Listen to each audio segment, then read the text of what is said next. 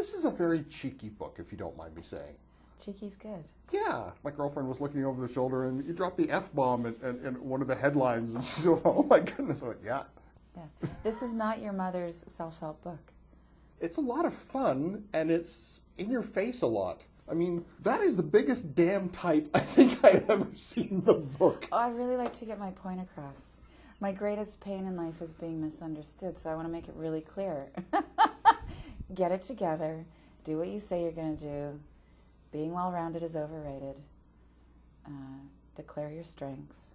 Let's be clear. This is about fire starting. This is not about like blowing on your embers and you know, this is not like, this is going to be about keeping things even keel and mediocre.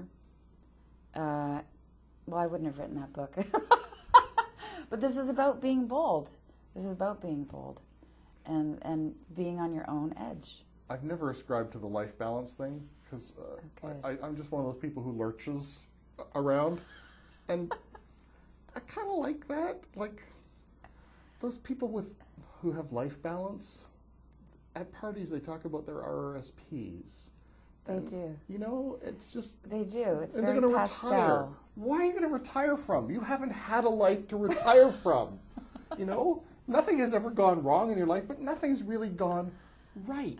Nothing's really gone edgy. Nothing's gone to the edge of your adventure, or the edge of who you are, or those moments when you're in a boardroom and you say, no, this is what I really think.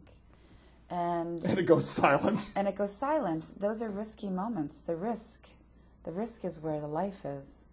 And I think the pursuit of life balance is really stressful, and it's impossible. You will never get there. And you may get there for a couple weeks, but then something's going to go off kilter. Someone's going to get sick. You're going to feel a strong emotion. You're going to want to quit, something like that. It's not always negative. And the pattern I've seen with people who I consider to be successful, meaning they seem to be happy and they seem to be doing what they want, and they may or may not be prosperous by most definitions. I don't think so. So let's just say, that's like Oprah Winfrey and, great artists, Picasso and Richard Branson, a great entrepreneur. Like, do you think any of them set out and said, I'm going to live a balanced life? They didn't. So I'm gonna take some risks. I'm gonna live a life of greatness. And I think you can also do that in a very simple and quiet way. But it's like, like I have stay-at-home mothers talk to me about life balance, and they say, well, I have a balanced life. I'm devoted to my kids, 2 years raising, first 2 years raising my child. I say, that is the most off-kilter, out-of-balance scenario. And that's great. That's what I'm saying is fantastic. But that is pure, full-tilt devotion. And that kind of pure full-tilt devotion is not balanced. Sometimes that full tilt goes to your career, and everything else is secondary. Sometimes it goes to your inner life. I'm going to retreat. For some of us, just taking Friday afternoon off. And sometimes it goes to your relationship. I'm going to repair this. I'm going to get out of this. I'm going to get back together, whatever it is. But balance is not in those equations anywhere. Okay, aside from balance, what do the people who come to talk to you, what's the thing that they're usually just not doing, or that they are doing and shouldn't do? Everybody's waiting for permission. And what's tragic about this is there's two layers to this. People are waiting for permission to just want what they want. It's a tragedy of the human spirit. We're even questioning our own desires. So sad. And then there's the next layer, like once we own that, that's the dream we want, that's what we want to achieve, then we're looking for permission to go after it. And I understand why this happens. I mean, this starts happening from infancy when, you're cold. I remember I was swimming at the community center with my son. He was an infant at the time.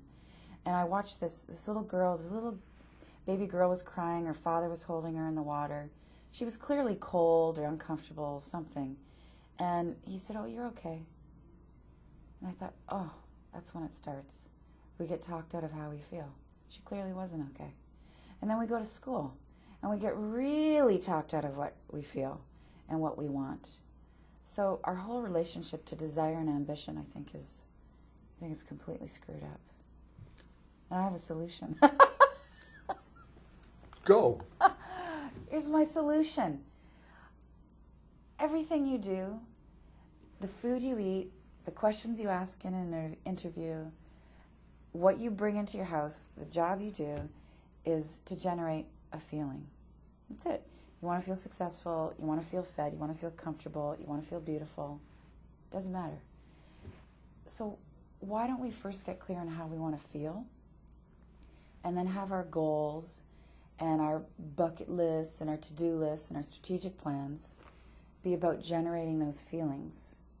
So like our goals really have substance. You know, I went into a big corporation, and this is a corporate culture where they're really into goal setting. And everybody has their goals posted in the foyer. Everybody wants hardwood floors.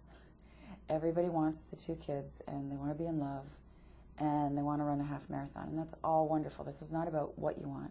It's about why you want it. Nobody talks about wanting to feel free or wanting to feel meaningful or intellectually stimulated, or I want to forgive my father. But all those desired feelings are the reason we're doing all this stuff. We think when we run the half marathon, or we write the book, or we get the 6-figure salary, we're going to feel good. Get clear on how you want to feel, and your to-do list will completely reconfigure itself. The book is The Firestarter Sessions, a soulful and practical, and we hit the word practical because it really much is, guide to creating success on your own terms. I've been speaking with the author, Danielle LaPorte, and The Firestarter Sessions, published by Crown, distributed in Canada by Random House.